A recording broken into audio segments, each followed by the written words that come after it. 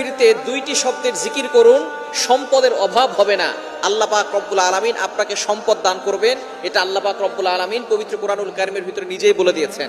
সুতরাং আমরা অনেকেই অভাবের ভিতরে আছি, অনেকেই কষ্টের ভিতরে আছি, অনেকেই দুঃখ কষ্টের ভিতরে জর্জরিত, অনেকে ঋণের বোঝা নিয়ে দুশ্চিন্তার ভিতরে আছেন, টেনশনের ভিতরে আছেন। যত ধরনের টেনশন আছে, যারা ফ্রাস্ট্রেটেড পিপল, তাদের জন্য এই দুইটি আমলের কথা বলবো। আমি নিজে করে উপকার পেয়েছি, যাদেরকে এই আমলগুলো বলেছি তারাও অনেকটা উপকার পেয়েছে, এবং নবীজি সাল্লাল্লাহু আলাইহি সাল্লাম নিজেই কথা জানিয়ে দিয়েছেন উপকারের কথা। আল্লাহ পাক রব্বুল আলামিন নিজে বলে দিয়েছেন।